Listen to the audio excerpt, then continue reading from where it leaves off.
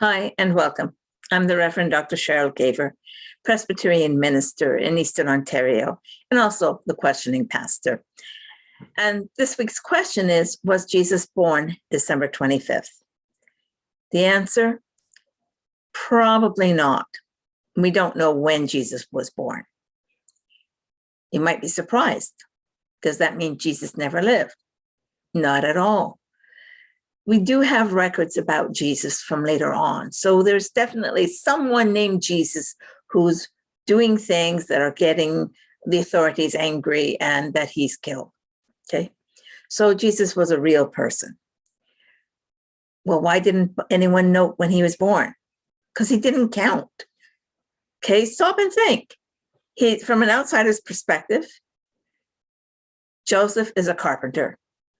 Mary is a teenage mother, probably. Nobody. They're poor. They're traveling to Bethlehem. They don't have a place to stay. They end up staying in a stable, hardly a place where well-respected people or people that have rich connections would stay. She gives birth there. Who cares? All right? That's the bottom line, is who cares? Because this is obviously not an important birth.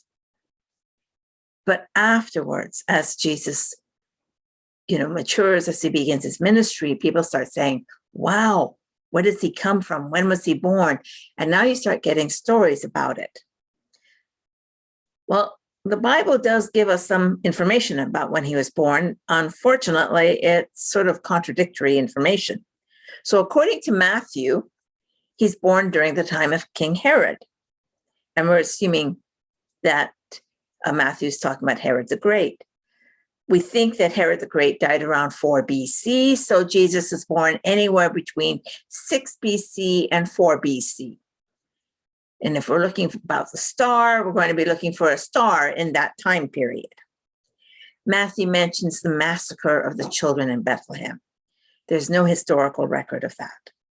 So again, that's a problem, except that if Herod did order such a massacre, it would be, it was very typical of what Herod did.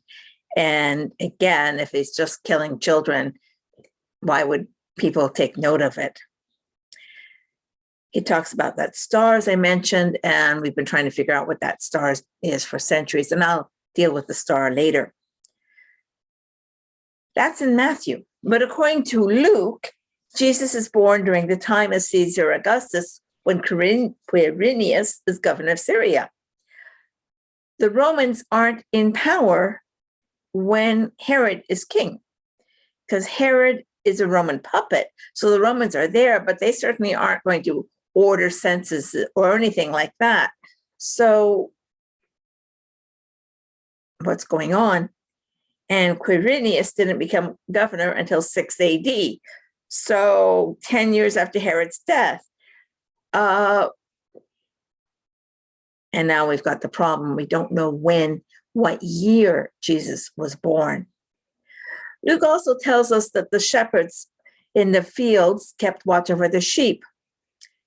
Now, you'll have a debate. Would shepherds have been watching their sheep in December when it's winter? And the answer's been probably not.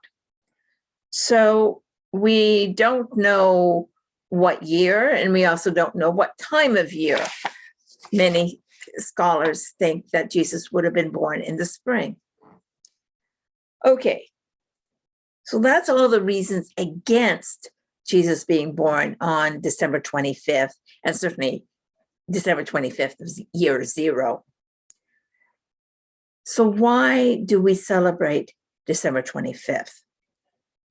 Well, remember, not all Christians do. Some Christians celebrate January 6th. All right, the first Christians didn't celebrate Jesus's birth at all. So in the early church, they didn't celebrate Christmas.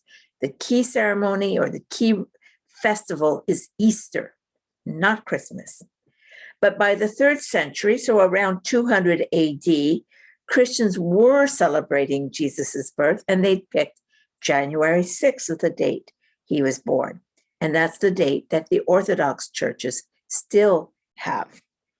But by the 4th century, so around 350 AD, the Western Church that was based out of Rome, the Eastern Church or the Orthodox Church is based out of Constantinople, now known as Istanbul. The Western Church is out of Rome, and they went with December 25th. We don't know why. There's a 12-day gap there, and that gives us the 12 days of Christmas. Okay. But there are some theories. Okay. In the old Julian calendar, we follow the Gregorian calendar now, but the early church would have followed the Julian calendar. And December 25th was the winter solstice. It's regarded as the nativity of the sun, S-U-N.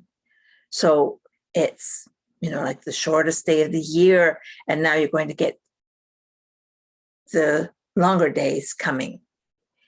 And the ritual of this nativity is the new year, coming of the sun, S-U-N, coming of the sun, S-O-N, and the new year. That's what's celebrated in Syria and Egypt. Also, Mithra, who was a Persian god of the rising sun, and his day was December 25th. And it's the day of the unconquered sun, S-U-N. So the idea is that many Christians celebrated the winter solstice anyway. Whether you're Christian or not, many of the religions have a celebration of around December 20th, 21st, 22nd, whatever, because the shortest of the year, and we're going to move into longer days. So it's the darkness giving way to the light. And if you stop and think in the Gospel of John, we'll talk about the light and the darkness and the light overcoming the darkness. And that fits right in with the whole theme of the winter solstice and what you're doing. And so if people are celebrating that, and they've already have it understood as a celebration of light in the darkness, and John is talking about Jesus as being the light in people's darkness, let's just blend the two holidays together and celebrate that as the birthday of Jesus. So then January 6th for the Western Church became the day of Epiphany when the wise men came. The Eastern Church, the Orthodox Church, still celebrate January 6th as Christmas.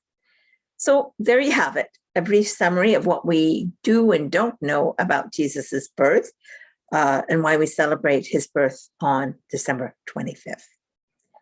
So once again, I'm the Reverend Dr. Cheryl Gaver, and thank you for joining us for this week's Questioning Pastor, and I wish you a very Merry Christmas.